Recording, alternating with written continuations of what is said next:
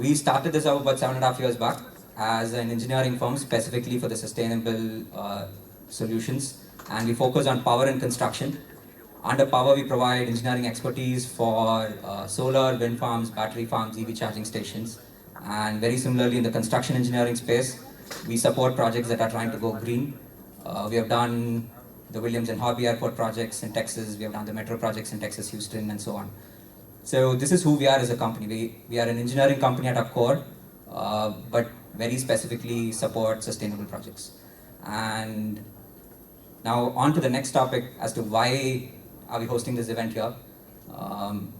And so I'll give you an example, the power of a platform like C3 or Chennai Climate Consortium.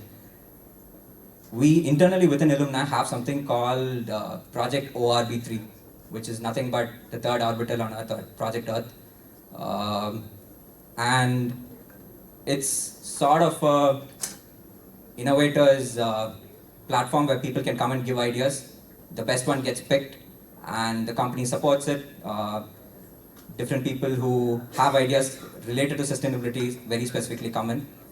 We take it forward and it might end up becoming a business unit by itself or startup by itself. A great example of that is a company called Lego. How many of you have seen the green autos on Chennai, flying on Chennai roads? How many of you have seen the green autos? Okay. The ones who haven't, it's primarily around the Alandur area. So that's us again. And it came up with one of the ideas of a person called Rajagopal. Do you want to come over here? So the platform Project ORB3 was what Rajagopal here used to come up with the idea itself. It was supporting last mile connectivity or providing clean last mile connectivity for Chennai. And what happened was, it was a primary idea that just came up. We ended up researching about it. We ended up putting time, efforts and funds into it. And we ended up winning the contract for the Chennai metro stations. So we got the contract for 32 stations in Chennai. And we started off with Alandur about 7-8 months back, right? And today we operate in 5 stations. We're looking to expand across the city. So that by itself is the nature of what a platform can do. Like Narsi said, Chennai Climate Consortium, when me and Narsi were discussing it during ClimaFix, can we do something similar to that, but outside of Illumine, like for the Chennai ecosystem as a whole? And that led to C3. Twan, Vineet, I don't know if Vineet is here, but Twan, Vineet, Narsi, all of us worked on how do we create an ecosystem for ideas to come out, innovators to use it, and probably build the next billion-dollar company over here within this clean tech ecosystem. So that is C3.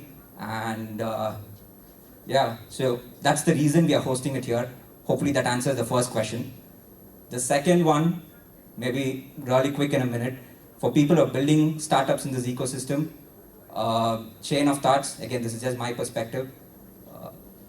There are 2 things I would like people to keep in mind. So you always build a startup for the ecosystem.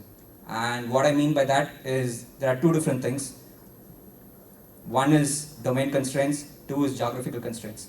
So domain constraints can be technical, policies. So when you get into building any startup, you're going to face all these constraints. The first one, like I said, is domain related constraints. And to give a couple of examples, when we started off Lego, there weren't approvals for electric 3-wheelers to fly on Chennai, or the new electric 3-wheelers to fly on Chennai. So we ended up coming up with retrofit autos and ended up being the first retrofit auto company for EVs and to provide last mile connectivity in India. So it's a problem. These constraints help us innovate. All I'm saying is, despite constraints, how do you work around that to solve problems is super important. So the retrofit autos not just helped us get into the business, but also gave every other auto player or auto wala on the road to switch not just towards CNG from a diesel auto, but also switch towards EVs. And it doesn't add more footprint in terms of new automobiles on the road. It supports, converting existing automobiles to cleaner options. And a couple of other examples. So while we were researching about batteries, I'm sure there are a bunch of experts here who are going to talk. LF, the biggest challenge about a year back was people were scared about electric vehicles catching on fire. How do we solve for it? So again, those are technological constraints. And that's where LFP batteries came in.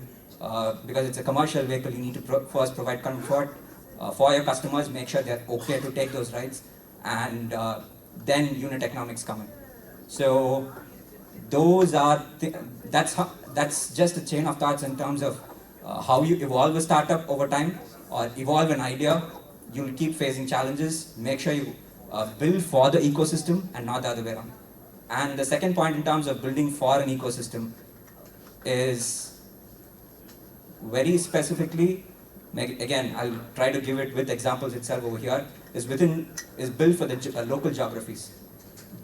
And that goes for any and every startup. It can be a product startup. You build a product for the Indian market. It's probably not going to work for markets outside of India. How do you customize it is equally important. And over here in Chennai, we had interesting challenges where micro geographies were an issue. So the operations model that we had in Alandur wouldn't work for us in maybe a couple of other stations.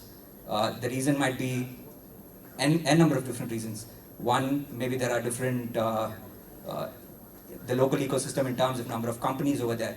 Let's say Alandur, it has a bunch of IT companies around. So the times we apply in the operations model, do we provide just last mile connectivity? Do we also provide first mile connectivity? So the need is, I think, to evolve an idea consistently for all the local constraints. And that's what I mean by build your idea for the local ecosystem. So I think with that, I'll let you guys do it. And thank you so much once again for coming here.